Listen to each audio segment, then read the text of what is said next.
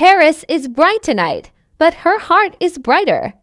1,000 lights shine on the river, yet one name glows stronger than all of them. The city hums like a soft song, and she moves through it as if the streets know her footsteps. The air is cool and smells like rain and fresh bread. She holds her phone the way people hold secrets, steady in her palm, warm against her skin. The screen lights up her face, but she keeps the camera off because this story is not about how she looks. It is about what she feels. She is far from home, but home has a way of following you, hiding in your pocket, waiting in your voice bells. Ring somewhere down the block, and for a second she thinks of summers that never seem to end, of sand that stuck to her legs, of laughter that came easy, of a boy who could make the world feel light even when it wasn't. In Paris, every window is a small stage, every cafe table a quiet confession. She passes one, hears two friends whispering about love as if it is a secret spell. She smiles without meaning to. Love is not a spell, she thinks. It is a string that pulls you where you need to go. Her steps slow near the river. The water is black glass, broken only by gentle waves from a passing boat. She sees the glow of the tower in the distance, gold and steady, and it feels like a promise. She breathes in, counts to 3, and tells herself she came here to learn, to grow, to taste something new. But every new taste makes her think of an old one, the taste of salt after a swim, the cold of a soda can, the sweetness of a late-night ice cream run, the breathless joy that came from racing someone who never let her win and never let her lose alone. She unlocks her phone and scrolls. There are messages from people she has met in class, a photo of a croissant too pretty to eat, a reminder for a museum she keeps putting off. Her thumb hovers over one contact. It is a name that lives everywhere on the edge of sleep, in the middle of a laugh, in the quiet before a storm. She does not tap it, not yet. She lets the thought wash over her like rain. Distance can be miles, or it can be pride. The miles are easier. Miles can be crossed. Pride is a wall you build yourself, brick by brick, with words you didn't say and calls you didn't make. She does not want that wall. Not tonight. A light breeze lifts the small hairs at the back of her neck, and she thinks of the last time she saw him, how the day broke open into a sky full of maybe. Maybe we talk, maybe we don't, maybe we hurt each other again. Maybe we learn how not to. The boat horn sounds and it feels like the world clearing its throat, telling her to begin. She presses the phone to her chest for a heartbeat, as if it can hear the rush inside her, as if the device can carry not just sound but courage. Her reflection in the dark water is only shape and shadow, and she likes that, a faceless shape. Can be anyone, can begin again without the weight of a fixed gaze. She thinks of Paris as a map of second chances, streets crossing and recrossing, paths meeting where you least expect. She thinks of him as the point she keeps returning to even when she tries to draw a different line. A message bubble could be the first stone thrown into calm water, ripples moving outward until they touch a shore she has not stood on in months. She bites her lip. She tells herself one simple truth in words even she cannot dodge. If he answers, her night will change. If he does not, it will still change, just in a different way. She breathes again, steadier now. The sky is a deep blue cloth, and the city stitches small stars into it, one lit window at a time. She knows that later she will remember this exact second the cool metal of the rail under her hand, the soft murmur of a couple arguing and then laughing in the next language over, the way the tower flickers like a heartbeat you can see. She thinks of what she owes herself, honesty, even if it is messy. Hope, even if it is thin, effort, even if it scares her. She raises the phone and lets her thumb hover one last time. It feels like standing at the edge of a pool, toes curled around the tile, water waiting, fear loud, joy louder. She taps the name. The ring begins. The ringtone stretches like a string pulled too tight, and for a moment she wonders if the whole city can hear it. She imagines the sound slipping from her speaker and curling through the streets, bouncing off stone bridges, hiding in the shadows of balconies. Each beat of sound feels heavier than the last, like a drum calling her back to a place she swore she could leave behind. She presses the phone closer to her ear, as if closeness could change the outcome, as if leaning into the sound could make him answer faster, and yet, underneath the hope, there is the fear. What if he doesn't pick up? What if he does? Both answers carry weight, and both would leave her heart unsteady. Her thoughts move too quickly, chasing each other like sparrows. She remembers the way he laughed in the middle of chaos, the way he looked at her when she was too serious, the way he carried the sun in his smile. But memories are tricky. They come back dressed in light, covering the bruises of what was broken. She also remembers the nights when words fell sharp and silence fell sharper. She remembers his anger when she pulled away, the way his eyes could flash like storms breaking over water. She tells herself she isn't calling for answers. She's calling because silence has grown too loud. Still, she knows that silence has its own kind of safety, a safety she is about to lose. The ringtone stops. For one small second, the quiet is total. It is the kind of quiet that presses against her skin, waiting, daring. Then his voice fills the line. It is not the boy of her memories, not exactly. It is older by months, but heavier by more. His tone carries distance, but also something familiar, something steady, like an anchor she forgot she needed. He says her name, soft and sure, as though the syllables are a fragile object he might drop if he isn't careful. Her breath catches.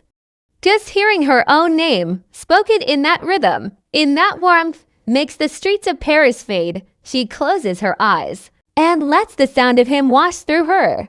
It is like opening an old letter you thought you had burned. Every word is a reminder, every pause a wound and a gift. She realizes how strange it is that someone so far away can feel closer than the strangers passing by her shoulder right now. She wants to say 100 things at once. How Paris feels like a painting you can walk inside. How every night the city changes colors. How she bought a scarf that still smells of lavender. How she misses laughter that feels easy. How she misses him, but words, the right ones, refuse to come. What comes instead is silence, then a shaky laugh, then something simple enough to fit between them. He answers with a small joke, light and easy, a soft place for her to land. She hears the sound of his world in the background voices, a faint hum of music, the rush of wind against a window. He is living, moving forward, and for the first time she understands how much she has missed not just him, but the rhythm of his life. She doesn't tell him that. Instead, she lets him talk, lets the comfort of his voice guide her back to summers she thought she had folded away. Every laugh is a door opening, every pause a space to step through. She leans against the rail and looks at the tower glowing across the river. She imagines him seeing it through her eyes, even though he isn't here. She imagines telling him that sometimes she feels like Paris is teaching her how to be brave, how to stand alone, how to chase beauty even when it hurts. But instead she just listens. His words are ordinary, simple, even silly. Yet they carry the weight of everything unspoken. She thinks about how strange it is that the most important moments of your life can arrive wearing the most ordinary clothes. A call at night, a voice across miles, a name spoken soft. Her thumb runs over the edge of the phone. She doesn't realize. She's smiling until a tourist couple passes by and looks at her, wondering what secret she's carrying. She lets them wonder. Secrets have their own magic. And tonight hers feels like the kind of secret you protect, not because it is fragile, but because it is too alive. His laugh echoes in her ear, and the sound is enough to warm the cool Paris air. For the first time in a long time, she feels steady. Not safe, not certain, but steady in the way a ship feels steady when it finally finds the right current. And deep down, she knows this is only the beginning. The line between them hums softly, not with static, but with all the things they are too. Afraid to say she hears his breath, steady, like waves folding against the shore, and it pulls her back to nights where silence wasn't heavy but safe. They used to sit side by side without speaking, watching stars fight their way through the clouds, both of them knowing that presence alone was enough. Now silence feels different. It is charged, waiting, as if every second without words is asking the same question.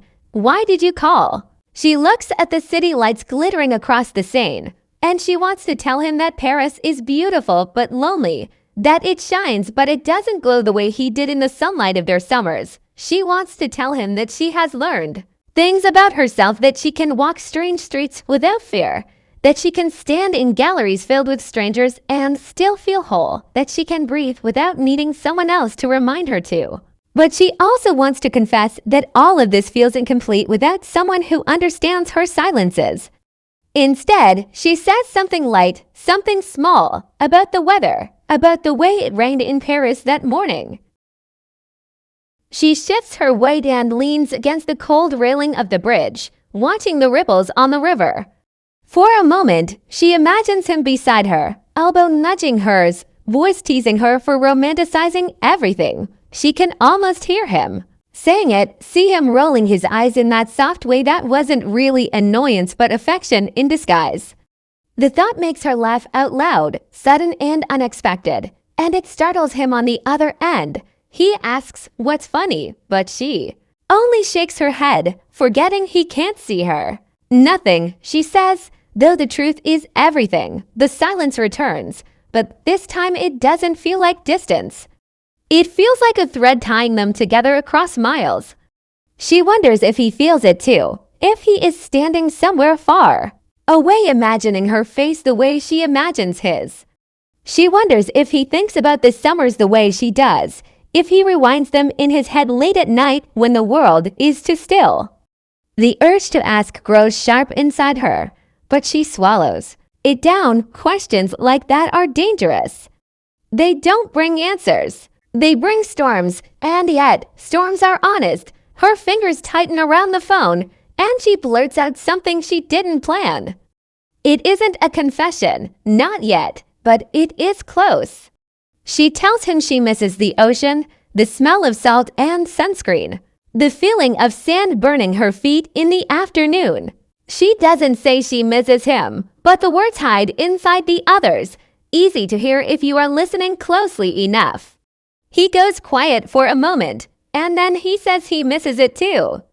His voice dips low, softer than before, and she feels it in her chest like a weight pressing down, both comforting and painful. For a while, they let the silence do the talking again. She watches a boat pass under the bridge, its lights leaving trails on the water. She wonders if he is looking at the sky where he is, if maybe they are both watching the same stars even across an ocean. The thought steadies her heartbeat. It reminds her that distance is not just space. It is also proof of connection, because you can only measure miles when something important exists on the other side. As the minutes pass, she feels the wall inside her begin to crack. The words she has held back for so long are pressing harder now, begging to escape. She doesn't know if tonight is the night she will say them, but she knows she is closer than ever. And maybe, just maybe, he is too. The night stretches on, and Paris glows as if it knows her secret. Lights ripple across the river, reflecting and breaking apart with each small wave, just like her thoughts. She listens to his breathing on the other end, steady and unguarded, and she wonders if he can hear hers quicken every time the silence between them sharpens. The call feels like standing on the edge of a cliff, knowing that one step forward will change everything. She isn't sure if the fall will break her or set her free. She almost says it. The words are right there, pulsing against her lips, desperate to escape. I miss you, simple, honest, and complicated, but her fear dresses the words in armor, weighing them down until they sink back into her chest. Instead, she asks him what he's been listening to lately, and he laughs because it is such a small, ordinary question after all this time. He tells her about a song that won't leave his head, and as he hums a line of it into the phone, she closes her eyes and lets the sound paint the air around her. For a moment, she forgets the distance. For a moment, it feels like summer again, like they are driving with the windows down, like the future is waiting just around the corner. But the future isn't simple anymore. It never was. She knows the line between them isn't just distance. It's choices, mistakes, broken promises stitched together with hope. She remembers the last time they spoke face to face, how every word felt like it could shatter them. She promised herself she wouldn't go back, that she wouldn't let herself be pulled under by feelings she couldn't control. Yet here she is, on a bridge in Paris, clutching her phone like it's a lifeline, listening to the one person who has always made the world feel both brighter and heavier. He asks her why she called. His voice is soft, careful, but there is no way to hide the weight of that question. She freezes. The truth is tangled. Did she call because she missed him? Because she wanted to hear his voice? Because Paris, for all its beauty, made her realize that love isn't about cities or adventures, but about the people who make those places matter. She doesn't know how to explain any of that in a way that won't break something fragile between them. So she hesitates, and he doesn't press. But the silence after his question is louder than any answer she could give. The city moves around her. A car passes on the bridge, music spilling from its windows, and it feels like the universe mocking her, reminding her that life doesn't pause for indecision. She grips the phone tighter and blurts out, "I just needed to hear you." The words hang there, raw and unpolished. She hears his breath catch, and for a moment she regrets it. But then his voice comes back, low and steady, carrying something she hasn't heard from him in months. He tells her he's glad she called. He says it as if it matters more than he can admit, as if her voice has been missing from his world, the same way his has been missing from hers. The air shifts inside her chest. It isn't a confession, not yet, but it's a step closer than she has been willing to take. She looks at the Eiffel Tower shimmering in the distance, its light sparkling like it knows this moment is alive with possibility. She whispers something small, something safe about the view, and he listens as if the way she sees the world matters more than the world itself. That has always been the difference. He never cared about the things she showed him. He cared about the way her eyes lit up when she showed them. Minutes stretch. Words come and go, some ordinary, some heavy. But underneath it all, the real conversation is unspoken. It's in the pauses, the laughter that comes too quickly, the sighs that linger too long. It's in the way both of them keep circling back, to memories without naming them, to feelings without daring to confess them. It's in the way goodbye hovers like a shadow, unwanted but inevitable. When she finally says she should go, the word should feels wrong. She doesn't want to, she has to. It's late, and the night is heavy with everything left unsaid. He doesn't argue, doesn't beg her to stay on the line, but she hears the quiet disappointment tucked between his final words. They promise to talk again, though both of them know promises can be fragile. She lingers a moment longer, phone pressed close, as if holding on could delay the end. And then, just before the call ends, she whispers something he almost doesn't catch. Some things don't change. Her voice is soft, almost drowned by the city around her, but he hears it. She knows he does.